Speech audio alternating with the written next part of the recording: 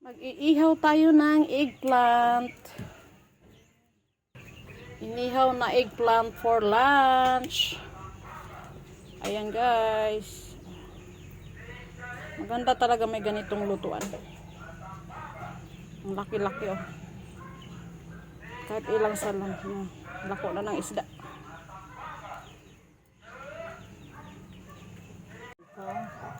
So ayan, malapit nang maluto. So ito yung masarap na ulam sa probinsya guys. Napaka-simple. Ayan. But healthy. Ayan ang finished product, no? Kikilawin namin yan. Salad. Siyempre, hindi mawawala ang torta guys.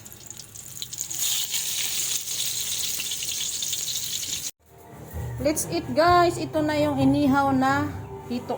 Ayan. So, first time kong kumain ng ganyang ulam, guys. Actually, nagluluto ang papa ko niyan. So, hindi ako tumitikim, no? So, titikman natin yan ngayon para malaman natin yung lasa, no? So, ito na yung salad. Meron kaming dilis. Of course, may paksiw na inda at mango. Yan. Let's eat, everyone! So, ketchup and rice. Okay, wait. Kain tayo. Hi there guys. Doon na siya ni ate niya. Ate, kakawan natin. Titikman natin guys kung kaya ba ng ating power.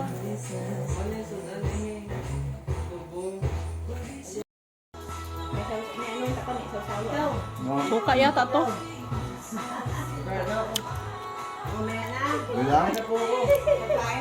Okay lang naman pala. Sarap pala. Talaga, yung ano yun? Hindi yun malangsa. Medyo malasa ko ito. Dalag niya. Dalag ko ba siya? Masarap ang dalag Sarap niya. naman pala. Bilari na yun. Sarap niya nagitan. Pwede na, makakain na tayong ganyan guys. Kain guys. Hi Nay! Present yan si Nanay sa vlog ko. Nice! Nay, memories forever!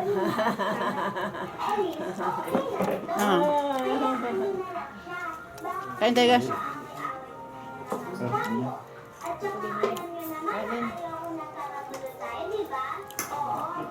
Ne, goyon ka. Sarap pala eh. Ngayon pala ako kakain ito. Ang kinakain ko na yung sa dagat. Native yan. Malaki yung maliit. Yung maliliit. Ito yung maliit. Oo, ito. Ito yan. Maliit. Ay, ito yung kapatid. Ito. Ito yung Pinapaksiw. Dahil lunggo, ito din yan. Sarap pala guys. Pag-uwi ko sa amin, maninikop ako sa aming suba. Namin yun Pero kung kuhan yun, medyo kuhan ng lasa kasi iba kung kuhan. Sa linisan naman mabuti.